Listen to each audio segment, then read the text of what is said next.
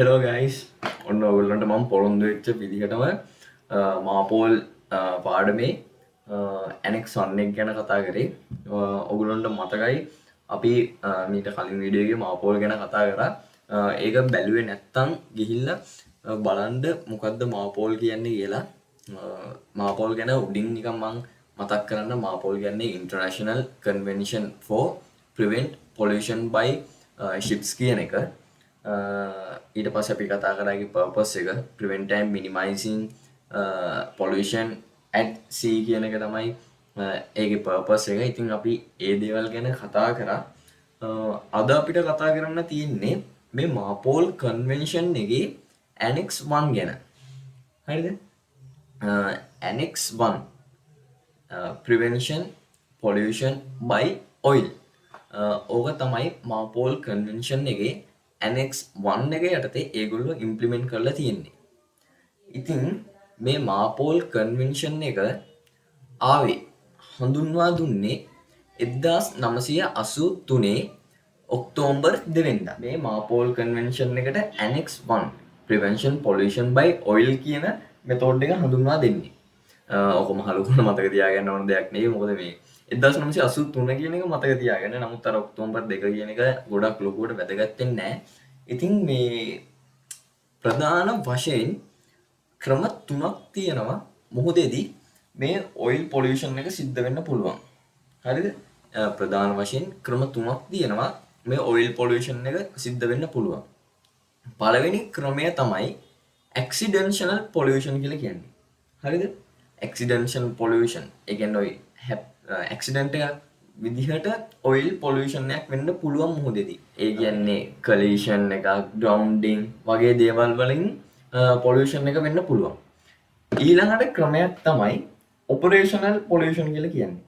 Operation එකක් සිද්ධ වෙන අවස්ථාවේදී මුහුදට ඔයිල් ලීක් වෙලා පොලියුෂන් එකක් වෙන්න පුළුවන්. ඒ කියන්නේ cleaning of cargo residues, ballasting cargo tanks, ඊට පස්සේ tank cleaning, ඊට පස්සේ bilges cleaning වගේ දේවල් වලින් මේ කියන ඔපරේෂන් පොලියුෂන් එක සිද්ධ වෙන්න පුළුවන්. තුන්වෙනි පොයින්ට් එක තමයි intentional pollution. ඒ කියන්නේ හිතාමතා අපි කරන දේවල්.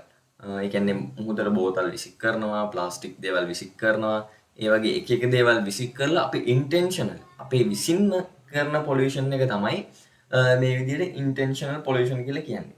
ඉතින් මතක තියාගන්න ප්‍රධාන ක්‍රම තුන operational pollution, ඊට පස්සේ accidental pollution, ඊට පස්සේ intentional pollution.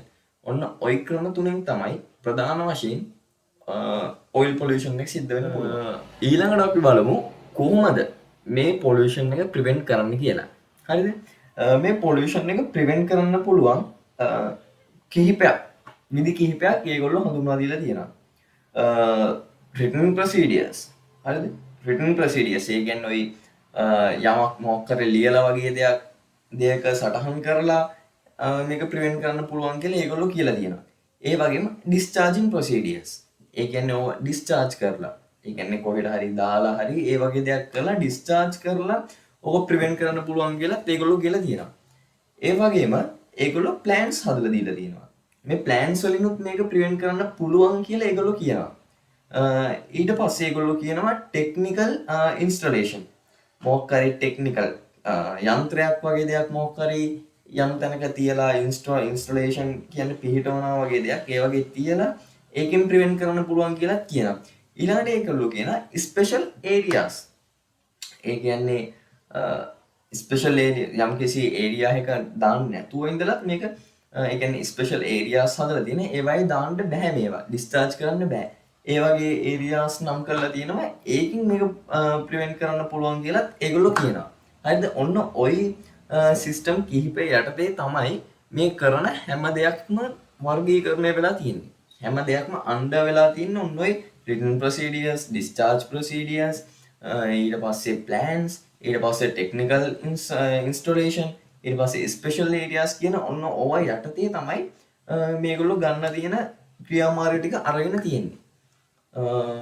ඊට පස්සේ අපි බලමු written procedure එක යටතේ මොනවාද තියෙන රිටන් ප්‍රොසීඩියර් එක යටතේ මොනවාද අරන් තියෙන ක්‍රියාමාර්ග මේ කියන රිටන් ප්‍රොසීඩියර් එක යටතේ ඒගොල්ලෝ හඳුන්වා දීලා තියෙන යම්කිසි පොතක්. හරිද? ඒකට අපි කියන්නේ ORB කියලා. ORB කියලා තමයි ඒකට කියන්නේ. ORB කියන එකේ තේරුම තමයි oil record book. O එකෙන් oil, R එකෙන් record, B එකෙන් book. ORB oil record book කියන එක තමයි මේ written procedure එක යටතේ මේගොල්ලෝ හඳුන්වා දීලා තියෙන්නේ. ඉතින් මේ ORB කියන එක oil record book එක divide වෙනවා, බෙදෙනවා part දෙකකට. හරිද? part A සහ part B කියලා මේක කොටස් දෙකකට බෙදෙනවා. part A එකේ තියෙන්නේ machinery builders කියන්නේ. part 2 එකේ ඒ කියන්නේ නැත්තම් part B එකේ දෙවැනි කොටසේ තියෙන්නේ tankers, wash water සහ cargo and ballast operation වගේ දේවල් තමයි මේ part 2 එකේදී part 2 එකේ තියෙන්නේ. ඉතින් ඔන්න දැන් ඔයගලන්ට අවුල් අයිඩියා එකක් එනවා මේක කොටස් දෙකකට බෙදෙනවා. part 1 සහ part B කියලා. part 1 එක machinery builders, part 2 එක tankers, wash water ඊට පස්සේ cargo and ballast operation කියන විදිහට තමයි ඔක දෙකකට බෙදෙන්නේ. ඉතින් මේ part 1 එක පවත්වාගෙන යන්න ඕන කණ්ඩායමක් තියෙනවා. හරිද?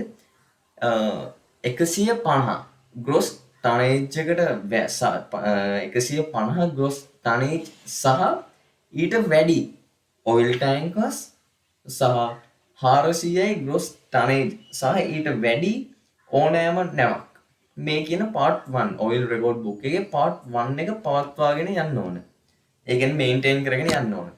ඊට පස්සේ part 2 එක පවත්වාගෙන යන්න ඕන 150 gross tonnage එකට වැඩි oil tankers. ඔන්න ඒ විදිහට ඒ කණ්ඩායම තමයි ඒ part 2 එක පවත්වාගෙන යන්න ඕන. ඉතින් ඔන්න ඔය විදිහට written procedure එක දාලා ඒගොල්ලෝ මේක prevent කරන්න බලනවා. ඇත්තම කිව්වොත් ඔය ORB කියන එක ගොඩක් වැදගත්. මාරමත් වැදගත් වෙන දෙයක්. මොකද සාමාන්‍යයෙන් නැවට ඔඩිට් එකක් ආවහම වුණත් නැත්නම් port state control එකකින් වගේ කට්ටිය ආවෙන් පස්සේ ඒගොල්ලෝ නිතරම ඕව පරීක්ෂා කරලා බලනවා මේක පවත්වාගෙන යනවද කොහොමද මේකේ oil discharging වැඩ කටයුතු වෙන්නේ. ඉතින් ඒ දේවල් ඒගොල්ලෝ පරීක්ෂා කරන්නේ ඔය කියන ORB නැත්නම් oil record book එක හරහා. ඉතින් එහෙම බලනකොට ඕක ඉතාමත් වැදගත් පාර්ට් එකක්. හරිද? ඊට පස්සේ අපි කතා කරමු මොනවාද? ඉතින් ඔන්න ඔය කියන මේ මොනවාද අර දැන් මම කිව්වනේ written procedures කියලා කොටස් කීපයක් යටතේ ඔක වර්ගීකරණය වෙනවා කියලා. ඉතින් ඔන්න ඔය written procedure එකට තමයි ඔය ORB එක යටත් වෙන්නේ. අයිති වෙන්නේ. ඊට පස්සේ අපි කතා කරමු discharging procedures ගැන. හරිද? discharging procedures කියලා කියන්නේ discharge කරනවා කියනකොටම අපිට idea එකක් එනවනේ මේක කොහෙට හරි දානවා කියන වගේ දෙයක්. ඉතින් අන්න ඒක තමයි මේ discharging procedure එකේ යටතේ දාලා ඒක prevent කරන්න හදන්නේ. ඒක අඩු කරන්නේ. ඉතින් ඔය කියන discharge procedure එක යටතේ ඒගොල්ලෝ machinery builders වෙනමයි ඊට පස්සේ ඔය කියන tanker, wash water නැත්නම් cargo and ballast operation කියන දේවල් වෙනමයි ඒගොල්ලෝ discharge කරන්න ඒ කියන්නේ discharge කරන්න පුළුවන්. නමුත් ඒගොල්ලෝගේ condition කීපයකට යටත් වෙන්න ඕන. අන්න ඒ condition කීපයකට යටත් වෙනවා නම් අපිට පුළුවන් ওই ටික මේ discharge කරන්න. හරිද? ඒගොල්ලෝ කියලා තියෙන විදිහට machinery builders discharge කරන්න නම් nearestම post එක. ඒ කියන්නේ අපේ ළඟින්ම තියෙන ගොඩබිමේ ඉඳලා nautical mile 12ක් අපි ඈතින් ඉන්න ඕන. හරිද? ළඟම තියෙන nearestම post එකේ ඉඳලා අපේ නැව nautical mile 12ක් ඈතින් තියෙන්න ඕන. ඒ වගේම ඒ නැව en road වෙනකම් en road on road කියනවා ගමන් කරමින් ඉන්නත් ඕන. හරිද? නැව ගමන් කරමින් ඉන්න ඕන අපේ nearestම post එකේ ඉඳලා nautical mile 12ක් ඈතින්.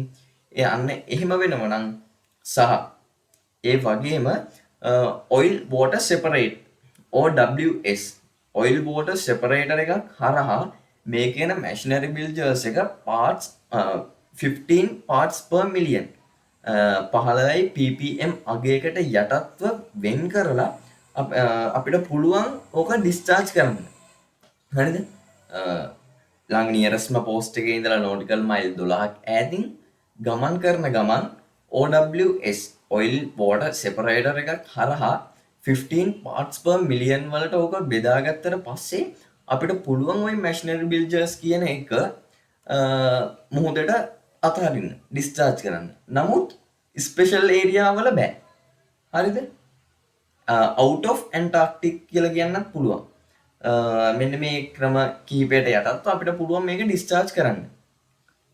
ඊට පස්සේ අපි කතා කරන්න ඕන ටැන්කර්ස් ගැන. ඒ කියන්නේ ටැන්කර්ස් වොෂ් වෝටර් කියන මේ කොටස ගැන අපි බලන්න ඕන. ඉතින් මෙන්න මේ විදිහට මැෂිනරි බිල්ඩර්ස් වල වගේම ටැන්කර්ස් වලත් මේගොල්ලෝ කන්ඩිෂන් කිහිපයක් දාලා කියනවා මේ කන්ඩිෂන් වල යටත් නම් ඕගොල්ලන්ට පුළුවන් මේක මේ ඩිස්චාර්ජ් කරන්න කියලා. හරිද? ඉතින් මේ ටැන්කර්ස් වලට ඒගොල්ලෝ දාලා තියෙන කන්ඩිෂන් එක තමයි අපි නියරස්ම පෝස්ට් එකේ ඉඳලා නෝටිකල් මයිල් 50ක් ඈතින් අපි ඉන්න ඕන. ළඟම තියෙන ගොඩබිමේ ඉඳලා නෝටිකල් මයිල් 50ක් ඈතින් තමයි අපි ඉන්න ඕන. ඒ වගේම ඉන් රෝඩ් ඔන් රෝඩ් නැත්තම් ගමන් කරන ගමන් තමයි අපි ඉන්න ඕන. හරිද? අපි ගමන් කරන ගමන් නියරස්ම පෝස්ට් එකේ ඉඳලා නෝටිකල් 50ක් ඈතින් ඉන්න ඕන සහ අරකේ OWS oily water separator එක වගේම මේකේ තියෙනවා ODME කියන එක. හරිද? ODME oily discharge monitoring equipment. හරිද? oily discharge monitoring equipment කියලා එකක් තියෙනවා. අන්න ඒක යටතේ යම් කිසි ක්‍රියාවලියක් සිදු වෙනවාද ඒ ක්‍රියාවලිය සිදු කරලා අපිට පුළුවන් මේක ඩිස්චාර්ජ් කරන්න. වගේම ඒගොල්ලෝ තව දාලා තියෙන ප්‍රධාන නීතියක් තමයි අපි මෝදේ නෝටිකල් මයිල් එකක් ගමන් කරද්දී අපිට දාන්න පුළුවන් ලීටර් 30ක් පමණයි. හරිද? අපි නෝටිකල් මයිල් එකක් ගමන් කරද්දී අපිට දාන්න පුළුවන් මේ ටැන්කර්ස් හෝ වොෂ් වෝටර් වලින් ලීටර 30ක් පමණයි. ඉතින් ඔන්න ඔය කියන කන්ඩිෂන් වලට යටත් වෙලා අපි කරනවා නම් මේ කන්ඩිෂන් වලට යටත් වෙනවා නම් ඒගොල්ලෝ අපිට අවසර දෙනවා මේක මුහුදට ඩිස්චාර්ජ් කරන්න. ඉතින් ඔන්න ඔය කියන දේවල් අයිති වෙන්නේ අර මේ මොකද ඩිස්චාර්ජින් ප්‍රොසීඩියර් කියන කොටසට. හරිද? ඔය මේ රිටන් ප්‍රොසීඩියර් එකට ORB එක දැම්මා. ඩිස්චාර්ජින් ප්‍රොසීඩියර් එක යටතේ මෙන්න මේ කන්ඩිෂන් ටික දාලා මෙහෙම කරන්න පුළුවන් කිව්වා. ඉතින් ඔන්න ওই විදිහට ඒගොල්ලෝ බලනවා මේක ප්‍රිවෙන්ට් කරන්න. ඊට පස්සේ අපි බලමු මොනවාද ස්පෙෂල් ඒරියාස් කියලා. මොනවාද මේගොල්ලෝ දීලා තියෙන ස්පෙෂල් ඒරියාස් මේ ඇනෙක්ස් 1 එකට යටත්ව කියලා. හරිද? මට ඉතින් මහ ලොකුවට මේ ස්පෙෂල් ඒරියාස් ටික ලොකුවට මතක නැහැ. නමුත් කිහිපයක් විදිහට මට කියන්න පුළුවන් මෙඩිටේරියන් සී එක, රෙඩ් සී එක, ඊට පස්සේ බැල්ටික් සී එක, ඊට පස්සේ පර්සියන් ගල්ෆ් ඒරියා එක, ඊට පස්සේ ගල්ෆ් ඔෆ් ඇඩන් එක, ඊට පස්සේ බ්ලැක් සී එක, ඇන්ටාර්ක්ටික් ඒරියා එක වගේ ඒරියා කිහිපයක් ඒගොල්ලෝ ස්පෙෂල් ඒරියා කියලා තියෙනවා. ඉතින් ඒ ඒරියාස් වල අපිට මේවා ඩිස්චාර්ජ් කරන්න බෑ. මොකද ඒගොල්ලෝ පර්මිෂන් දීලා නැහැ මේ ඒරියාස් වල අපිට මේක ඩිස්චාර්ජ් කරන්න පුළුවන් කියලා. ඉතින් ස්පෙෂල් ඒරියා එක යටතේ ඒගොල්ලෝ කරන්නේ ඔන්න ওই වගේ කිහිපයක් නම් කරලා මේ ඔයිල් පොලියුෂන් එක අඩු කරන එක. හරිද? ඊට පස්සේ අපි කතා කරමු ප්ලෑන්ස් ගැන. මොනවාද ඒගොල්ලෝ දීලා තියෙන ප්ලෑන් අපිට මේ ඔයිල් පොලියුෂන් එක ප්‍රිවෙන්ට් කරන්න මොනවද ඒගොල්ලෝ දීලා තියෙන ප්ලෑන් කියලා බලමු. ප්ලෑන් යටතේ ප්ලෑන් කිව්වහම අපිට මාර විදියට ඒ කියන්නේ ප්ලෑන් එකක් කිව්වම පස්සේ අපිට ටැග් ගාලා මතකයට එන දෙයක් තමයි සොපෙප් කියලා කියන්නේ. සොපෙප් SOPEP කියන සොපෙප් ප්ලෑන් එක තමයි අපිට පටගාලා මතකෙට එන්නේ. මේ සොපෙප් කියලා කියන්නේ shipboard oil pollution emergency plan. shipboard oil pollution emergency plan කියන එක තමයි සොපෙප් කියලා කියන්නේ. හරිද? ඉතින් මේ සොපෙප් කියන මේ ප්ලෑන් එක ඒගොල්ලෝ දැන් අර ඒගොල්ලෝගේ ප්ලෑන්ස් එකට දීලා තියෙන ප්ලෑන් එකක් නේ. ඉතින් මේ සොපෙප් කියන ප්ලෑන් එක 150 gross tonnage සහ ඊට වැඩි oil tankers වගේම 400යි gross tonnage එකට සහ ඊට වැඩි ඕනෑම නැවක් මේ සොපෙප් කියන ප්ලෑන් එක මේ පවත්වාගෙන යන්න ඇප්රෝඩ් එක දීලා තියෙනවා ඇඩ්මිනිස්ට්‍රේෂන් එක විසින්. හරිද? ඇඩ්මිනිස්ට්‍රේෂන් එක දීලා තියෙනවා මේ කියන 150 ග්‍රොස් ටනේජ් එකට සහ ඊට වැඩි ඔයිල් ටැංකර්ස් 400යි ග්‍රොස් ටනේජ් එකට වැඩි 400 ග්‍රොස් ටනේජ් සහ ඊට වැඩි ඕනෑම නවක් මේ සොපෙප් ප්ලෑන් එක පවත්වාගෙන යන්න ඕන කියලා ඇඩ්මිනිස්ට්‍රේෂන් එක විසින් කියලා තියෙනවා. හරිද? ඉතින් ඊළඟට අපිට එන ප්‍රශ්නයක් තමයි මොන වගේ කරුණුද ඔය සොපෙප් ප්ලෑන් එක යටතේ තියෙන්නේ කියලා. ඔය සොපෙප් ප්ලෑන් එක යටතේ තියෙන කරුණු කිහිපයක් තමයි ඔයිල් පොලියුෂන් ඉන්සිඩන්ට් එකකදී අපි රිපෝට් කරන ප්‍රොසීඩියර් එක. හරිද? ඔය කොහොම ඔයිල් පොලියුෂන් එකක් සිද්ධ වෙනකොට අපි කොහොමද ඒක රිපෝට් කරන්න ඕන කියන එක ඔන්න ඔය සොපෙප් ප්ලෑන් එක යටතේ තියෙනවා. ඒ වගේම ඔයිල් පොලියුෂන් ඉන්සිඩන්ට් එකකදී කන්ටැක්ට් කරගන්න ඕන ලිස්ට් එක ඔතොරිටිස් සහ පර්සන් කවුද අපි කන්ටැක්ට් කරගන්න ඕනේ කියන දේ ඔන්න ඔය සොපෙප් ප්ලෑන් එක යටතේ ඒගොල්ලෝ හඳුන්වා දීලා තියෙනවා. ඒගොල්ලෝ කියලා තියෙනවා. හරිද? ඊට පස්සේ මේ ඉන්සිඩන්ට් එකකදී ඉමීඩියට්ලි ඉක්මනටම අපි මොකද්ද ගන්න ඕන ඇක්ෂන් එක? අපි කොහොමද ක්‍රියා කරන්න ඕන? කොහොමද මේක මේ රෙඩියුස් කරන්නේ? කොහොමද මේක අඩු කරගන්නේ? කොහොමද ඉක්මනටම මොනවද කරන්න ඕන? කොහොමද අඩු කරගන්න ඕන කියලා සහ ඔන්න ওই දේවල් මේ සොපෙප් ප්ලෑන් එක යටතේ තියෙනවා. ඉතින් සොපෙප් කියන දේ මතක තියාගන්න. මොකද මේක සාමාන්‍ය වැදගත් වෙනවා අහන්න පුළුවන් දෙයක්. සොපෙප් කියන්නේ මොකක්ද කියලා ship board oily pollution emergency plan කියන එක තමයි සොපෙප් කියලා කියන්නේ. ඉතින් ඔන්න ඔය කියන කරුණු කිහිපය තමයි සොපෙප් එකේ අන්තර්ගත වෙන්නේ. ඊට පස්සේ IOPPC කියලා එකක් තියෙනවා. IOPPC International Oil Pollution Prevention Certificate. International Oil Pollution Prevention Certificate කියන එක තමයි ওই IOPPC කියලා කියන්නේ. ඕකට ඇඩ්මිනිස්ට්‍රේෂන් එක මේ වැලියුඩ් දීලා තියෙන්නේ 5 years. වසර 5ක් සඳහා ඔක වැලියුඩ් කියලා ඒගොල්ලෝ මේ නිකුත් කරලා තියෙන ওই සර්ටිෆිකේට් එක. ඒ වගේම මේක සප්ලිමන්ටඩ් වෙලා තියෙනවා පාර්ට් දෙකකින්. A පාර්ට් එක සහ B පාර්ට් කියලා ඕකත් පාර්ට් දෙකකින් සප්ලිමන්ටඩ් වෙලා ඇතුළත් වෙලා තියෙනවා. ඉතින් පාර්ට් A එක vessel other than oil tanker කියන එක, පාර්ට් B එක for oil tankers කියන විදිහට ඔන්න ඕක පාර්ට් දෙකකට ඩිවයිඩ් වෙලා තියෙනවා. ඉතින් මේ ඔන්න ওই විදිහට තමයි ඒගොල්ලෝගේ ප්ලෑන් කියන කොටස ඒගොල්ලෝ ප්‍රිවෙන්ට් කරන්න දීලා තියෙන්නේ. ඉතින් ඔන්න ඕක තමයි මේ ප්‍රධාන වශයෙන් prevention pollution by oil Annex 1 ගැන කතා කරොත් තියෙන්නේ. ඉතින් ඔයගොල්ලන්ට මම කියන්නේ අවශ්‍ය දේවල් තියෙනවා නෝට් කරගන්න. මොකද මේක මේ ගොඩක් වැදගත් වෙනවා ඉගෙන ගන්න කෙනෙක්ට සහ ඕනම කෙනෙක්ට මේක ගොඩක් වැදගත් වෙන්න පුළුවන්. මේ ඉතින් ඔන්න ඕක තමයි Annex 1 එක ගැන කතා කරන්න තියෙන්නේ. මම හිතනවා Annex 1 එක ගැන ඔයගොල්ලෝ පොඩි හරි අයිඩියා එකක් ගන්න ඇති කියලා. මේ අයිඩියා සාමාන්‍ය Annex 1 ගැන කතා කරන්න තියෙන ওই දේවල් ටික තමයි. ඉතින් මේ හරි අපි එහෙනම් අපේ ඊළඟ වීඩියෝ එකෙන් හම්බ වෙමු. ඒකෙදි අපි කතා කරමු Annex 2 එක ගැන. හරි එහෙනම් අපි හම්බ වෙමු අපේ ඊළඟ වීඩියෝ එකෙන්. හැමෝටම ජය වේවා. පරිස්සමෙන් ඉන්න ගෙවල් වලට වෙලා ඔයත් යන්න එපා. මේ කොහොම හරි මේ රටේ තියෙන තත්ත්වය මේ දේවල් පොඩ්ඩක් සාමාන්‍ය වුණාට පස්සේ අපි බලමු ප්‍රැක්ටිකල් සීරීස් එකේ මොකක් හරි වීඩියෝ එකක් දාගන්න පුළුවන්ද කියලා. හරි ඉතින් එහෙනම් හැමෝටම ජය වේවා. මොකක් හරි ප්‍රශ්නයක් තියෙනවා මොකක් හරි දැනගන්න දෙයක් තියෙනවා නම් මේ කමෙන්ට් කරන්න. මම ඔයගොල්ලන්ට දැනගන්න දෙයක් තියෙනවා ප්‍රශ්නයක් තියෙනවා මේ කියන්න. හරි ඉතින් එහෙනම් අපි හම්බ වෙමු ඊළඟ වීඩියෝ එකේ. ජය වේවා.